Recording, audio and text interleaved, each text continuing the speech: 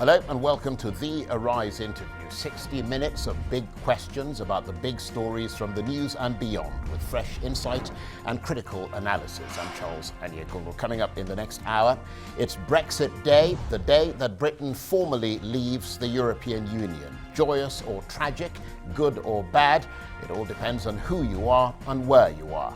But all agree it's a momentous day for the United Kingdom. Some say it's very sad, others that looking forward, it's a moment of great opportunity. In practice, though, not much will change for now.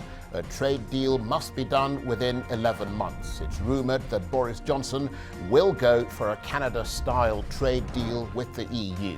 So what does that mean? And after the split, can both parties still be friends? We'll attempt to explain it all in a moment.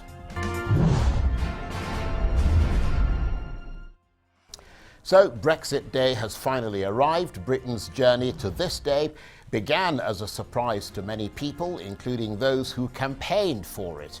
When voters in a referendum in June 2016 said by a 4% margin that yes, they wanted to leave the European Union, even many Brexit supporters admit that no one really knew what that meant or how it would be achieved. Then came the tortuous path to an agreement with the EU on what Brexit actually did mean. Well, the first stage ends at 11 p.m. UK time when Britain leaves the political structures but not the trading system of the EU. The most basic change is really that the UK will have to apply like any other nation to get back in.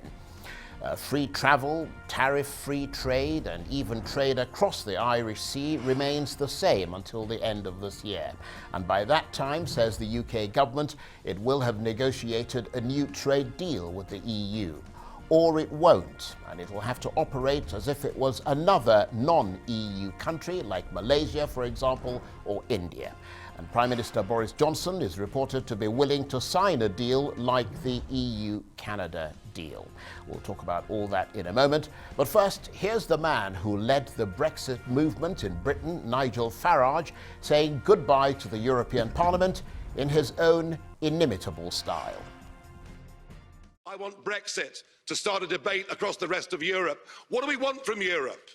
If we want trade, friendship, cooperation, reciprocity, we don't need a European Commission. We don't need a European Court. We don't need these institutions and all of this power. And I can promise you, both in UKIP and indeed in the Brexit Party, we love Europe. We just hate the European Union. It's as simple as that. So I'm hoping this begins the end of this project. It's a bad project. It isn't just undemocratic, it's anti-democratic, and it puts in that front row. It gives people power without accountability. People who cannot be held to account by the electorate, and that is an unacceptable structure. Indeed, there's an historic battle going on now across the West, in Europe, America, and elsewhere. It is globalism against populism. And you may loathe populism, but I tell you a funny thing, it's becoming very popular. And it has great benefits. No more financial contributions, no more European Court of Justice, no more common fisheries policy, no more being talked down to, no more being bullied, no more Guy Verhofstadt. I mean, what's not to like? I know you're going to miss us. I know you want to ban our national flags, but we're going to wave you goodbye. Vintage Nigel Farage there. Well, in a moment, we'll speak with our distinguished panel of Brexit watchers, both in the UK and here in Nigeria. But first, to our London studios and Arise correspondent Deborah Hatfield. Good to talk with you there, Deborah. And this week has been full of long goodbyes for the EU. British MEPs sat for the last time, as we saw Nigel Farage there in the European Parliament on Wednesday, and there have been receptions held in Brussels. But that doesn't, of course, mean that the EU is celebrating that hard-fought divorce deal and the UK's departure. I understand there have been lots of words of regret and sadness and memorials as well. Yes, and I think what Europe perhaps is acknowledging now is that, yes, the deal is done, the decision is made, but in many respects, this is where the hard work really starts. Britain and the EU only have 11 months under the current arrangements to actually agree a trade deal, but it's more than that. There's security arrangements, there's legal things to agree, you know, the movement of people. There's a whole raft of issues which now have to be hammered out. So at 11 o'clock today, yes, officially the UK does leave, but initially there won't be that much change. But what will be difficult, and it's already been described as some commentators, is it's going to be a white knuckle ride, because some people in Europe have already come out and said they're going to be defending the European bloc. So Britain is going to have quite a tough time actually negotiating what it wants. So this is going to be an 11 fraught months. Perhaps we won't have the shadow of will we, won't we, but now the nitty gritty of what it will actually mean, the truth is very few people actually know that. And until everybody sits down from the UK and the EU to figure out all the details, it's a case of a parallel universe. We have no idea what's going to come next. We've been in for quite some time and we don't know what it's really going to be like on the outside. You know, we heard Nigel Farage earlier talking about all the benefits, but really until the trade deal's done, until the agreement with the EU is done, we don't know what it's going to be like in the outside world. Well, absolutely, Deborah, but just looking at what this particular Brexit day means in practice, I understand no access from now on to EU meetings for British officials. UK diplomats are not going to be able to wander the corridors of the Commission freely as they were before, and no British judges on EU courts, and all the MEPs have had their passes withdrawn. Yeah, of course, the irony is that from 11 o'clock tonight, for 11 months, the UK will continue to pay into the EU until the actual agreement has been done, but it will have zero say in any of the decisions. And of course, those decisions for the next 11 months will still hold fast in the UK. But as you say, there'll be no political representation. So yes, in 11 months, we'll have the freedom we've always talked about wanting, and particularly the Brexit Party, and of course Boris Johnson in particular. But the reality is, for the next 11 months, we'll have no say in what happens in Europe at all. And of course, that will be echoing what comes beyond that. But we'll still have to abide by all the rules, all the laws, because until that deal is done, and until December this year, that's the way it is. And as you say, it's going to be a very strange situation for the politicians, because they'll have to be invited to special meetings, even on things like security, and as you mentioned there, the legal panels, the laws that will be affecting our country. So for 11 months, we almost have less power than we had, well, until 11 o'clock. Absolutely, and of course, in terms of the symbolism of all of this, Deborah, I understand the UK's permanent representative to the EU becomes Britain's ambassador to the EU, and the EU flag is being lowered at his residence.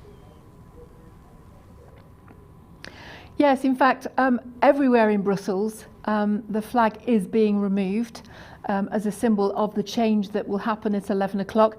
And there'll be just one flag actually put into a museum, which in many respects sort of, shows exactly where we are. This is very historic, and as of 11 o'clock, our part in Europe and our flag flying over Brussels and elsewhere will be no more. And as you said, the change in that position reflects now this is more of a diplomatic relationship, and it's very much a grace and favour relationship as well. We won't have any automatic rights. We'll have to negotiate every single thing we want, and the consequences and impact of what those deals become.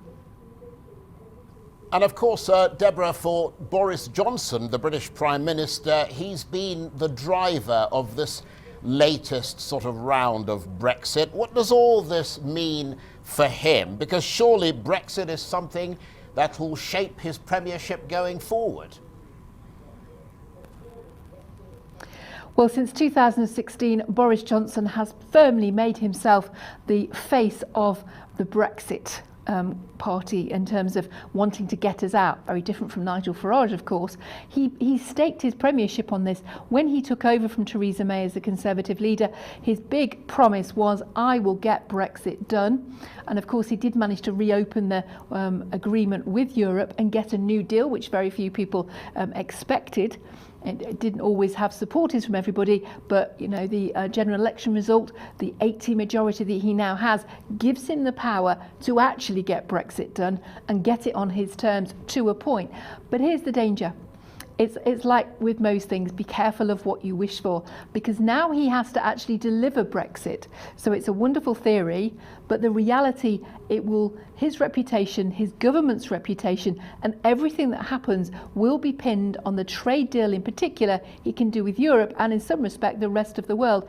Interesting today that he's instructed his cabinet, there'll be now, everybody that's dealing with Brexit will be based at Downing Street, the office is now closed, and he said to them, people need to feel the benefits straight away, which is why he's announced a change in the national insurance system, which means there'll be roughly a tax rate of around £100 for most people. He is determined not just to get Brexit done, but he needs to be seen to be doing it and have a deal which everybody feels is a great thing, so that nobody points the finger at him and says this was a terrible thing. He's now got to deliver this.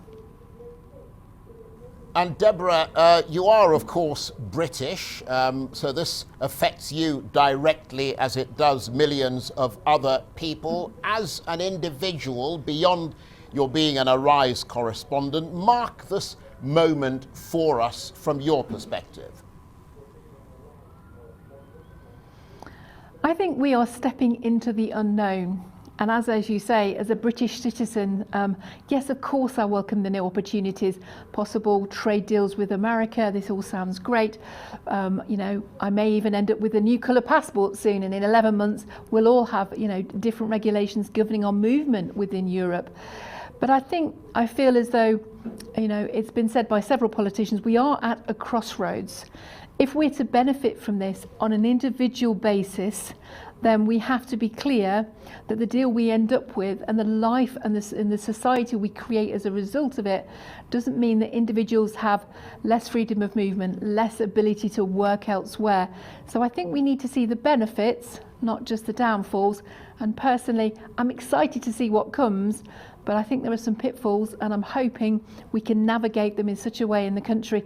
I think the other aspect is there's been a lot of division since 2016 about Brexit. So as a personal view, it's nice to see finally we've got a decision, and I think everyone now needs to come together to get behind the decision, because it's happening, and become united once more. We are, after all, the United Kingdom. Okay, Deborah, thank you very much indeed. Deborah Hatfield, our correspondent there in London. You're watching the Arise interview. Plenty more still ahead as we mark Brexit Day, Britain's biggest constitutional change in 5 decades. Stay with us. Welcome back to the Arise interview. I'm Charles Anyagolu. So that's it then. Britain's conflicted relationship with the European Union in all its guises is ending after 47 years. Put simply, it was never a love match. The French President Charles de Gaulle resisted Britain's entry. The British left regarded it as the boss's market, while the right discerned a creep towards federalism. Yet, Britain was in fact a major European Union player, its contribution to the budget matching that of 2/3 of all the members combined. It shaped the single market and the single currency, which it declined to join. Correspondents say that is Britain's EU conundrum in a nutshell, always half in, half out, and now off on its own journey. Here's the moment the British Parliament, the House of Commons, crossed the Brexit finish line and passed the legislation needed to take the country out of the European Union. Order. The ayes to the right, 330. The noes to the left, 231.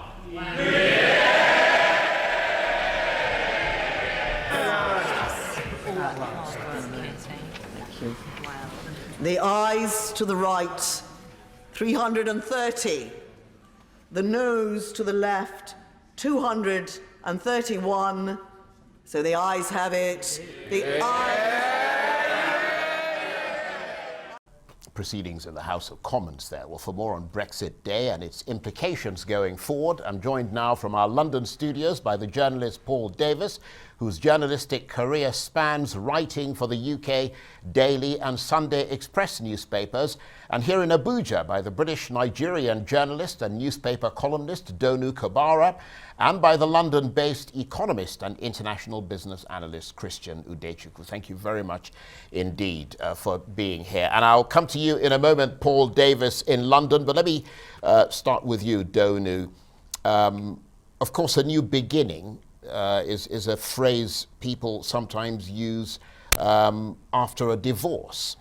And this really is akin to a divorce. Both parties seem to be physically separated now, living in different places. Well, I think, the breakdown in any relationship is sad. I feel I personally should be wearing a black armband today because I take it you're a Remainer. A staunch Remainer.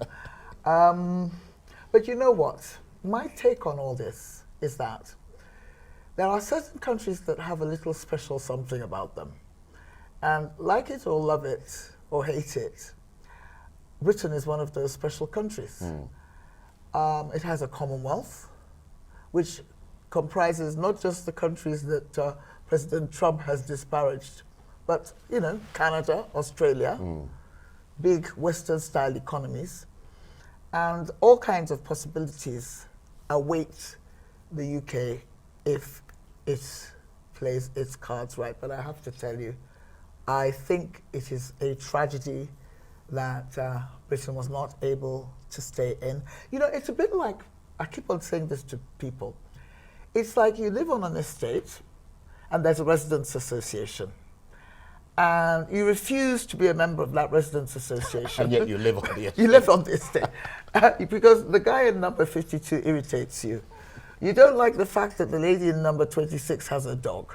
There are always going to be frictions when human beings are herded into the same pen, if you like. But I would say that the advantages to be gained from being part of a club that is situated on your home turf,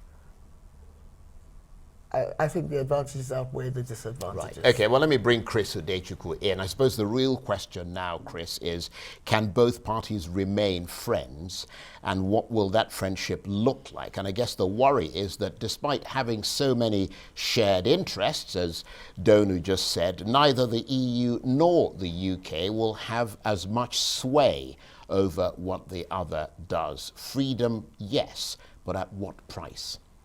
Well, Charles, thank you for having me on the program. Good to be with you. I think that truly this is a historic moment for the United Kingdom, and it's a hurrah moment for those who have always waited for Brexit to happen, because for 3.5 years Britain was neither in nor really out, and it was disruptive to the European Union business and was disruptive to the UK economy in particular. I think it's a huge challenge now because this is really where the uncertainty begins. And I think that the UK government, the Prime Minister in particular, has been trying to create an atmosphere of stability by, first of all, trying to reassure the cynics who are hoping that he can't do a deal in 11 months, that he can actually do it by just picking off the Canadian trade deal with the EU off the shelf and replacing Canada everywhere, with UK everywhere the name appears. And he can walk away with that. But there's a complexity. The complexity is that Canada was never really part of the EU, and the UK have become so entangled and so intertwined in the EU processes and policies and standards and so on that the decoupling is not going to be as easy as it would have been with Canada. So, and that's why, when the EU chief, the new EU chief says that this is not likely to happen in 11 months, and Johnson says it must, the Prime Minister says it must happen in 11 months, it just leaves you wondering what's going to happen. And the Scottish people just recently, voted to reaffirm their commitment to a referendum for independence and also reaffirm the argument that they still want to be part of the EU. As a matter of fact, you know, people are hanging up the EU flags all over Scotland.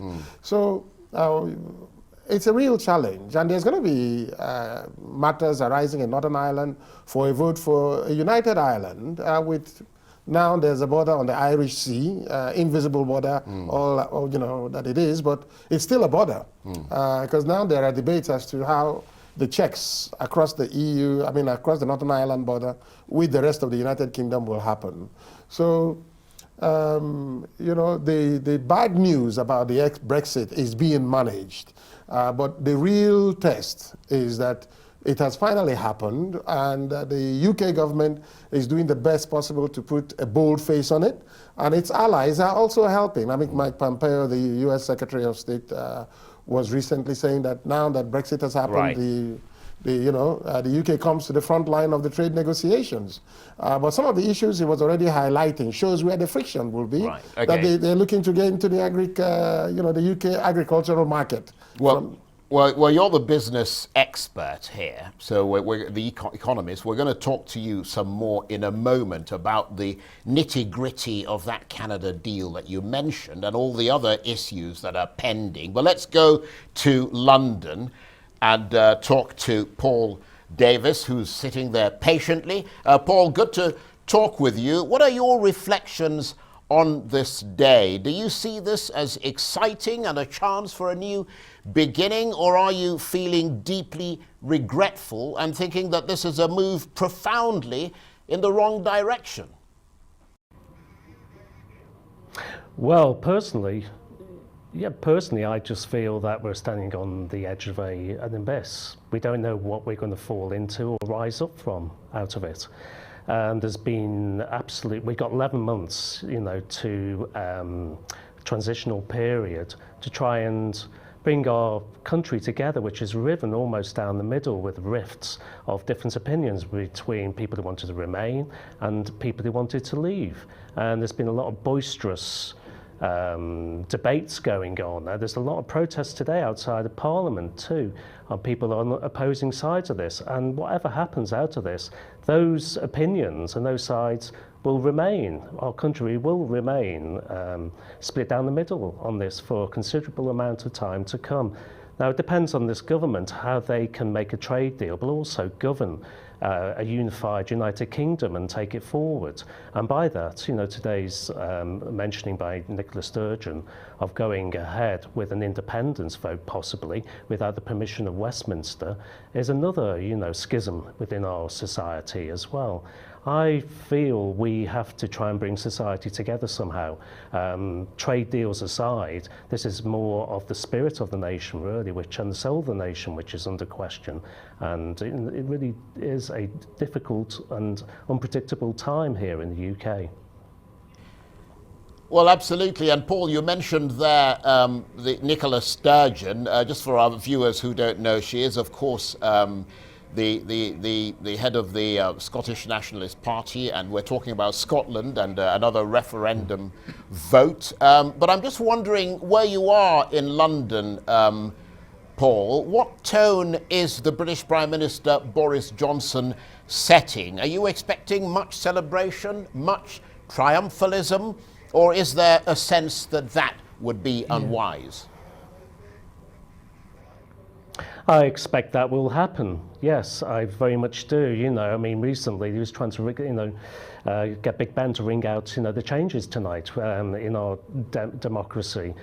Things like this. There has been quite a rise in nationalism in this country with the far right coming to the fore, which has been very worrisome, and for many people in the society. And this nationalism and boisterous behaviour, really, from Boris Johnson in many ways, and the people on the right of the Conservative Party isn't really helpful in bringing this nation together, which 52 to 48% is almost split down the middle, really, and it's the 52% that are just wouldn't say riding roughshod over this decision, because it is a democratic decision and you have to honour that, but it's the manner now and the character of this Prime Minister we will see who he is, exactly who he is, without the marketing and everything, that he puts in front of himself. How he can actually, as a person, bring this nation together. I mean, his great hero is Winston Churchill, isn't it? He wrote a biography recently of him.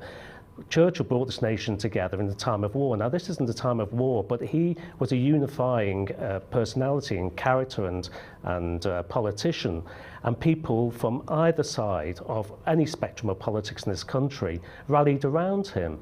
This is similar in a way now, this divorce from the EU. This is exactly what we need. We need a proper, strong leader who will rally everybody around where we're going in the future. The problem is we don't know where we're going in the future, do we? We have 11 months transitional period where we're actually inside the EU still, but we're on the outside from this evening onwards, from tomorrow.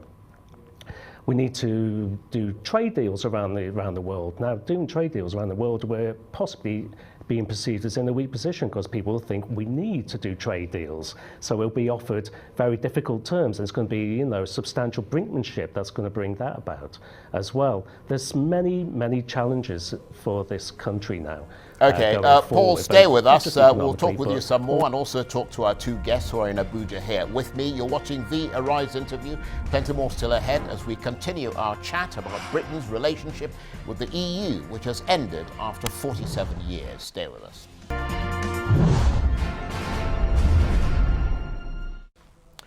Welcome back to the Arise interview. I'm Charles Anyegolu. So 3.5 years after the referendum, the United Kingdom leaves the European Union. It's the biggest constitutional change in Britain for generations, ending nearly 50 years of EU membership. And to mark the occasion, British flags are flying on the Mall leading to Buckingham Palace in London, and new coins have been minted to mark the occasion as well. Europe's leaders have described the day as emotional. They say it also heralds a new dawn for Europe as a whole. For Europeans living in Britain and Britons living in Europe, there are expectedly mixed views, what you might call the human story of Brexit. My expectations is there may be a little bump or two in the road, but in the end it will even out. Somebody once said short-term pain but long-term gain. Before we went in, I voted to go in originally because I thought it was just going to be a trade thing. But over the years, it's progressed that they've taken total control of us. I think we've lost our sovereign rights. And what I'm hoping now that we'll get our laws and all this back to something like we used to be before we went in. Do you understand? I've got to admit I'm sad and I'm heartbroken.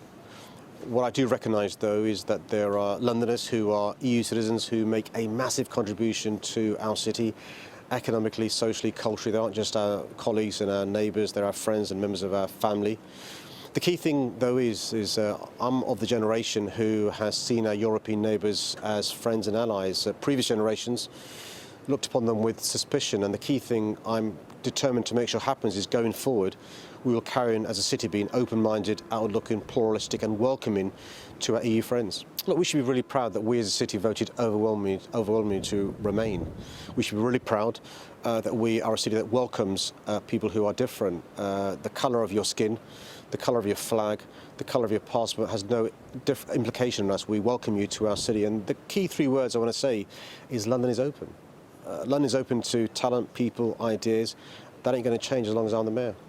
That's Sadiq Khan, the Mayor of London there. Well, with me from our London studios, the journalist Paul Davis, whose journalistic career spans writing for the UK Daily and Sunday Express newspapers. And here in Abuja, the British Nigerian journalist and newspaper columnist Donu Kabara, and the London-based economist and international business analyst Christian Udechukwu. Thank you for staying with us. And to you, Donu, we've had quite a number of people talking there in the UK. I understand the mood in Brussels is very sombre, and people are very sad indeed about the UK leaving because they think Brexit is a historic mistake.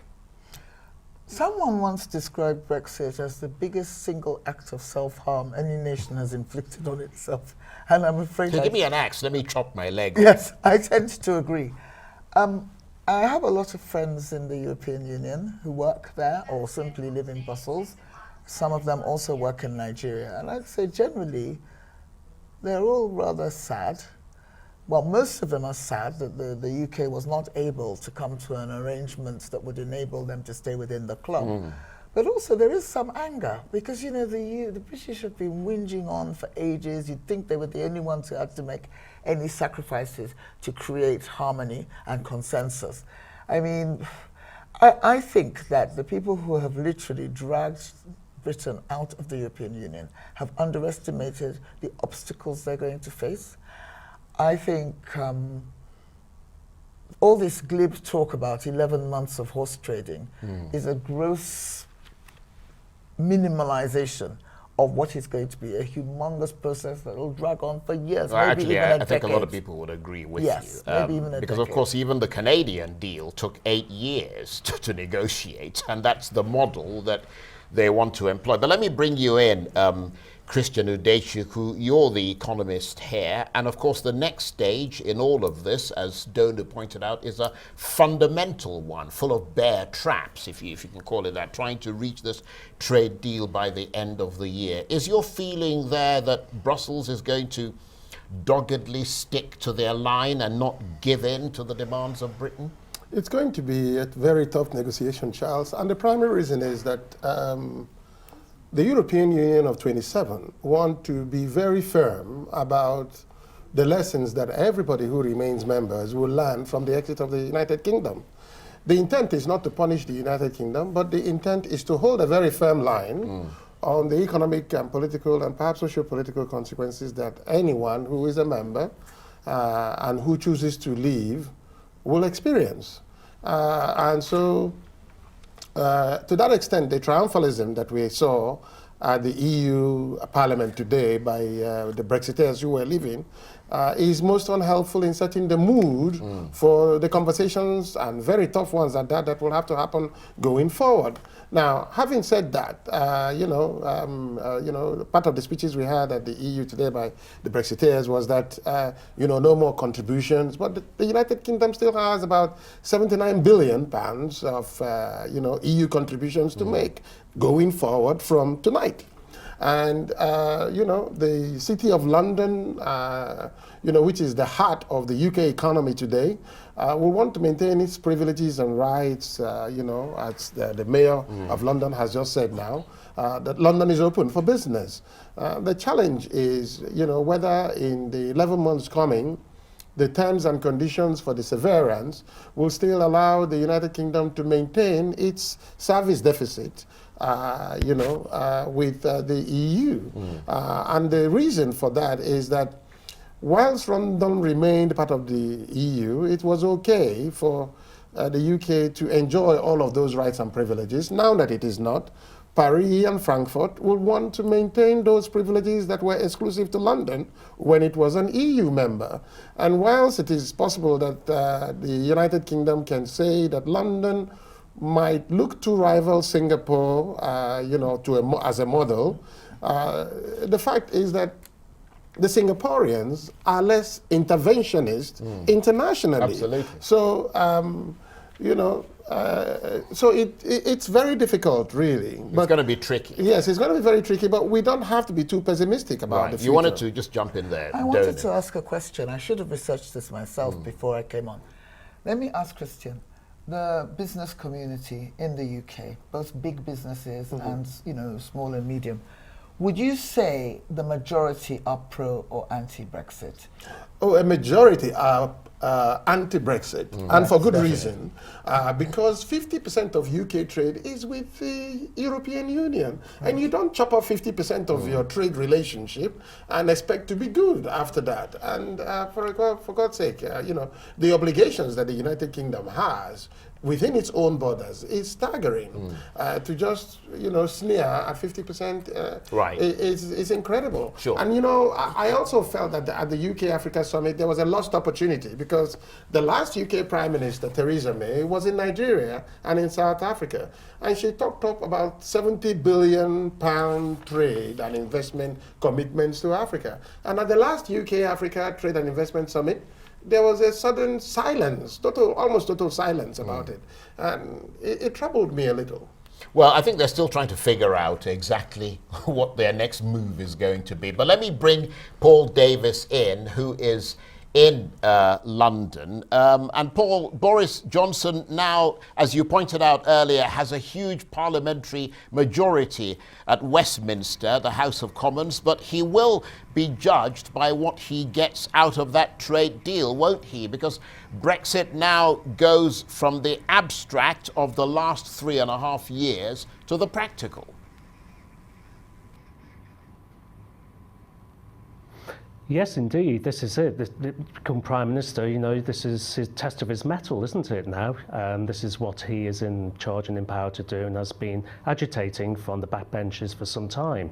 There was somebody in the clip a bit earlier that said short-term pain for long-term gain. Well, we've been through a decade of economic austerity here in this country, and now we're going into a large period of uncertainty, financial uncertainty, economic uncertainty with trade deals. It's very possible that, you know, a lot of this could collapse again for us, and we'll be having to resort to WTO and the Canada, model for a long, long time to come, whilst we set up individual economic trade deals with everybody around the world, and all the trade routes and administration that all incurs as well.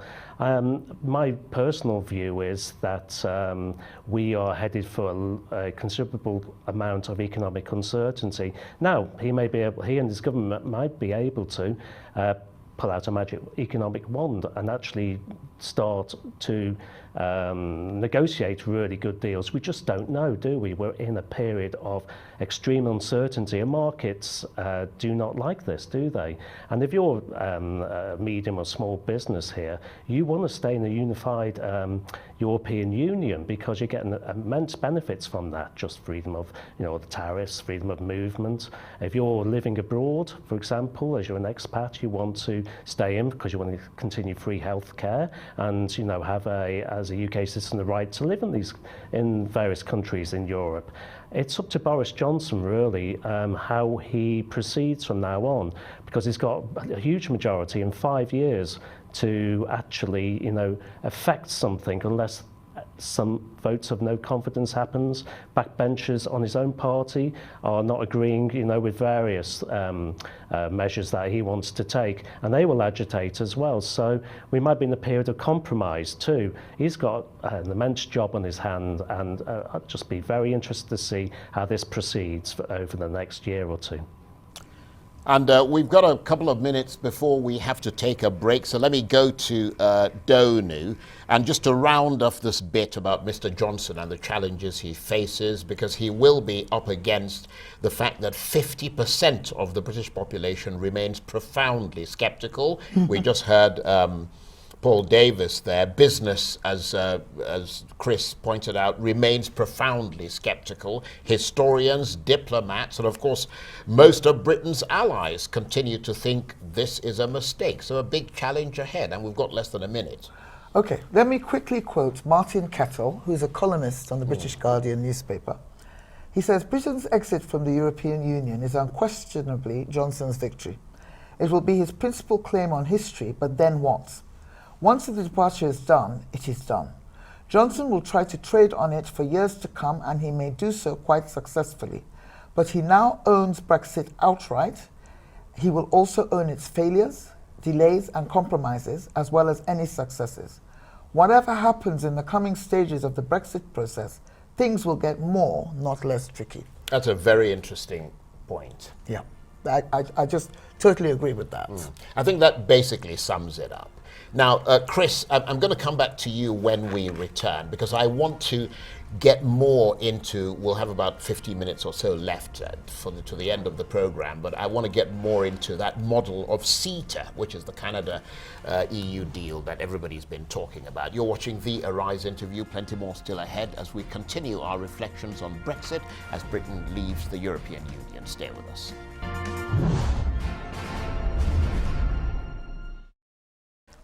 Welcome back to the Arise interview. I'm Charles Anyagolu. So a profound change is coming over the United Kingdom. From this day, the country will no longer be a member of the European Union. Britain's formal departure from the Club of Europe will then be followed by months of intensive negotiations about how the country's hitherto extremely close relationship with the EU should be reconstructed, covering trade, immigration, security, and many other key areas. But after Brexit, is there any chance of re-entry into the EU by the UK? In other words, the possibility that the whole process could be reversed one day in the future. Well, the EU isn't ruling it out, and officials say they will always keep the door open to Britain. Here is the moment EU lawmakers approved the UK divorce deal and cleared the last major hurdle to Britain's departure. We will now proceed to the vote on this. The Verhofstadt reports roll call vote. The vote is open. The vote is closed. 683 have cast their votes. 621 in favor, 49 against, and 13 abstentions.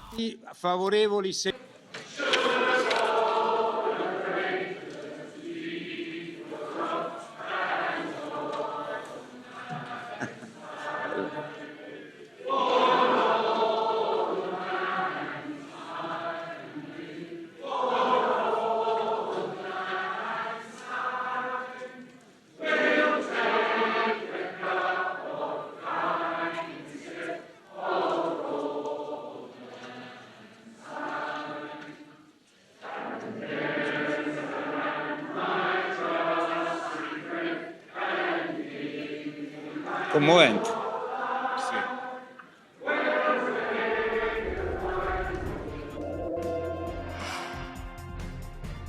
You could argue the rejected partner there, the European Union, singing away its lugubriousness on this day.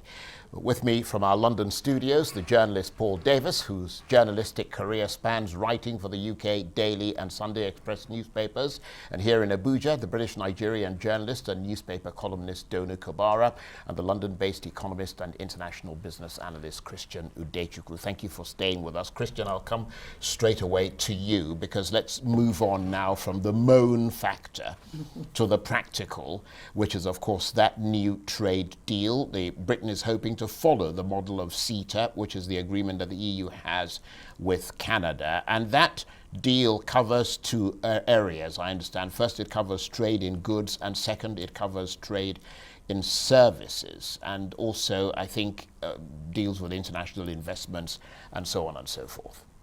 Well, you're correct, Charles. And it also offers the mobility of labor, free movement of professionals between the EU and Canada, and it eliminates about 98% of tariff on trade between both parties. Now, all that is fine and good. The challenge is that the quantum of trade between Canada and the EU is not the same as it is with the United Kingdom. And the level of economic rivalry between Canada and the EU is not the same as it is with the EU of 27 and the United Kingdom.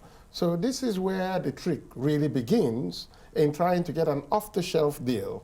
And also, on the agricultural side, there are all kinds of disputes between Canada and the EU on the beef trade and hormonal content of agricultural products and so on and so forth. You could say that between the UK and the EU on these issues are fairly homogenized over almost decades of membership and unionization or homogeneity of policies and all. But there is a real challenge, as I said. For example, the EU has a service deficit with the UK of, I think, about £37 billion, with all mostly originating from the City of London on an annual basis, and Paris and Frankfurt will not let that linger, which is really almost a mirror of perhaps what Donald Trump is US President is trying to do with the US and most of his trading allies. So you can see that situation getting very awkward going forward.